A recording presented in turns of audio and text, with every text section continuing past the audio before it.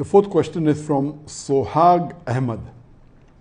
Sir, please debate with David Woods or say something to him as he says lot of rubbish things about you and other Islamic scholars. This person, Sohag Ahmed, and few other Muslim brothers have been continuously asking this question that, oh, why is Dr. Zakir Naik not debating with David Woods? And they keep on asking this question several times, and I didn't think it was important, but now finally I've taken the question to give them the reason. Firstly, you have to understand that anyone that challenges a person, it's not required that you should accept the challenge. As far as you realize, there are many non-Muslims who are becoming famous just by trying to criticize a popular person. Generally, it's a general rule, whether Muslim or non-Muslim, if he criticizes a popular personality or a celebrity, that person becomes famous. This is a common thing, it's nothing new. So because of that, David Woods is one of the Christians who has spoken against me and spoken against some of the other Muslim scholars and tries to challenge them. Why I have not accepted such challenges? The reason is that first of all, we should not give publicity to such people. That is the reason I didn't want to answer this question. Then I thought of answering the question without taking the name of David Woods. If you go to David Woods' YouTube, you find that he has spoken against me, and those videos he had made against me gets views more than 1 million or close to 1 million. So we were giving him free publicity. There was a time when I was involved in the Dawah in my initial stages in the early 90s, and when internet was new. In the mid-90s, internet was new, and when I went to America in the mid-90s, one of the first sites that was against Muslims was Answering Islam, and the person who used to run this site was Joshin Katz. And that time we were new in the field of Dawah, and when anyone wrote against Islam, I used to go out of the way and reply to them. Anyone wrote against me, I used to reply to them. And then I realized the moment we reply to them, we have another 10 counter questions. So what we realized, that my positive work is being stopped. If really that question is a logical question or a question that deserves a reply, should be replied. But these frivolous arguments, at that time when I was new, I told Joshin Katz that, okay, do you want to debate with me? You're writing against Islam. He said, do you think I'm a fool to debate with Dr. Zakir Naik? That was his reply. So if you see in the initial stages of my Dawah in the late 90s, in the early 2000s, I had many debates. And then I realized that debating is not the best, it should be done when required. But better is to talk about, give lectures on similarities between Islam and Christianity, similarities between Islam and Hinduism. But when required, yes. And one of the best debaters in the world, you know, was Sheikh Ahmad Didat. But then we realized that there were people who started challenging me. And one such person was from USA again. I'll tell you his name. Sam Shamoon. And when I went to Chicago, I met him. He said, oh, I want to debate with you. I said, send your guru. And then I had a debate with his guru, Dr. William Campbell.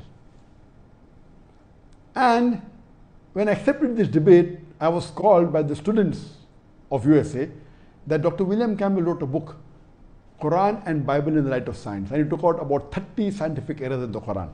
And for 8 years, no Muslim replied. So this book was doing a great damage for the Dawah of the Muslims.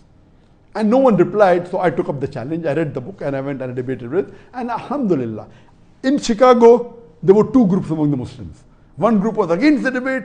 What is this? No one replied. And now this Zakir, who is this young man coming from India? How will he reply? So half the Muslims were against the debate and half the Muslims were for.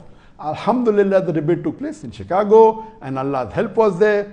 Allah's mercy was there, and it was a very successful debate. So much so that after that, alhamdulillah, William Campbell, who got a doctorate in writing a book against Islam, mashallah, it lost its popularity.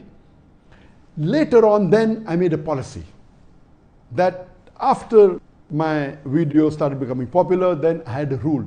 I will only debate with those people who are popular. Then we realized that those people who are not popular started challenging to become popular. And I'll give you a very good example. You know Sheikh Ahmad Didat, he debated with Jimmy Swaggart. And Jimmy Swaggart at that time was one of the most popular televangelists. He was multiple times more popular than Sheikh Ahmad Deedat.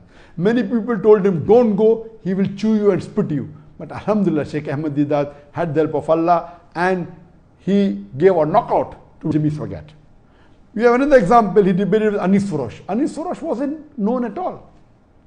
But when Anis Furosh debated with Sheikh Ahmad Deedat, Alhamdulillah, won him lock, stock and barrel, but Anis Furosh became popular.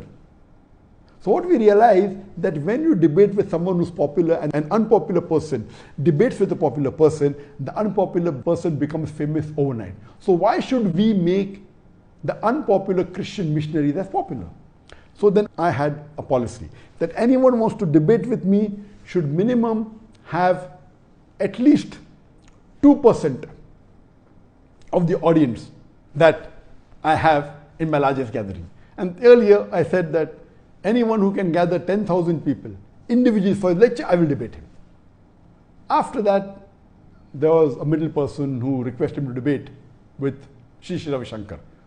And you know, Sri Sri Ravi Shankar is one of the most famous Hindu preachers in the world. One of the most. It comes in number 1, 2 and 3. And he has a large following. He has addressed audience of 20,000, 50,000, alhamdulillah. I accepted the challenge and we had a debate in year 2006 in January in his hometown Bangalore. And Allah's help was that it was a very successful debate. The topic was concept of God in Hinduism and Islam in the light of sacred scriptures. Since 2006, there are many people who challenge me for a debate. And when anyone challenges me, I say that I don't waste my time. There are hundreds of people who address large audiences. They're very popular.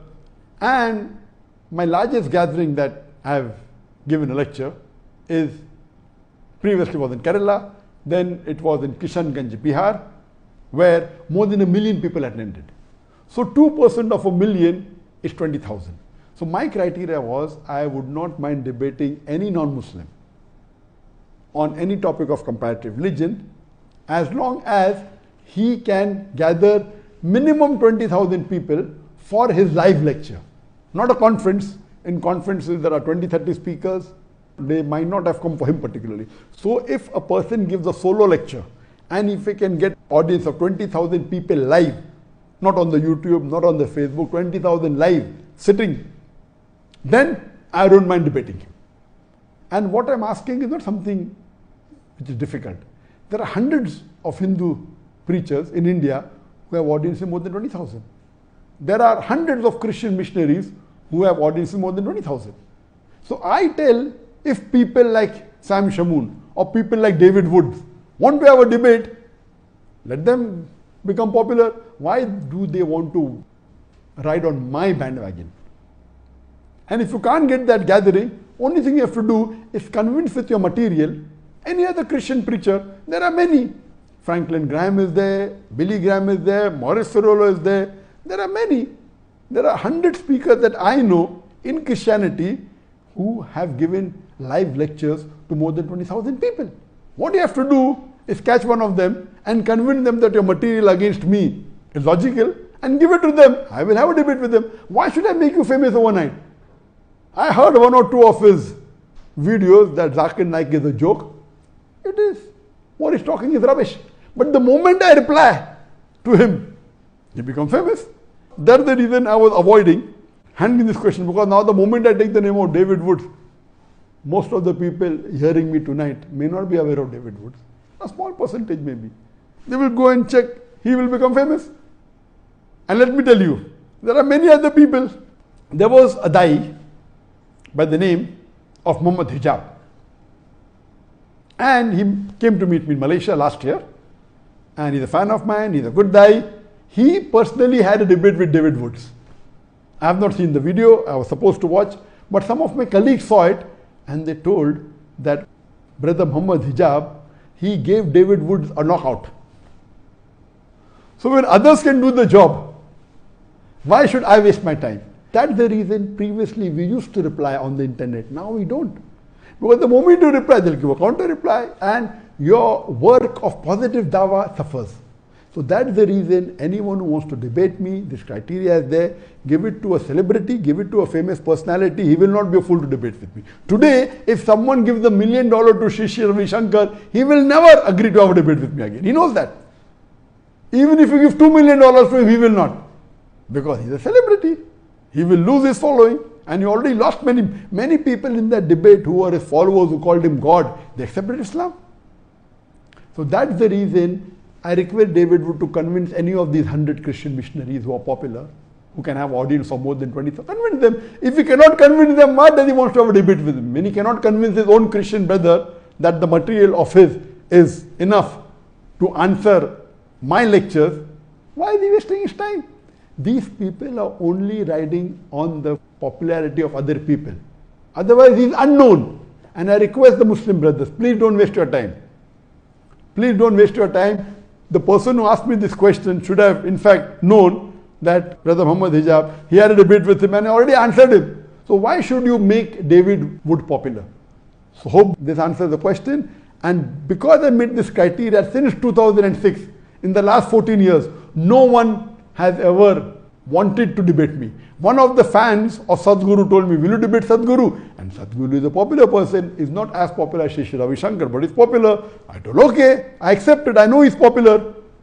Okay, if he wants to debate with me, I'm not interested in debating him. He wants to debate, he wants to speak against Islam, wants to challenge me, I'll accept it. Because if he challenges me, and if Allah's help is there, and we present the truth and answer to all his illogical arguments, but naturally he will lose his following. So if people like Sadhguru or someone who's popular want to challenge on any topic of Islam and comparative religion, which I deal with, I accept the challenge. Hope that answers the question.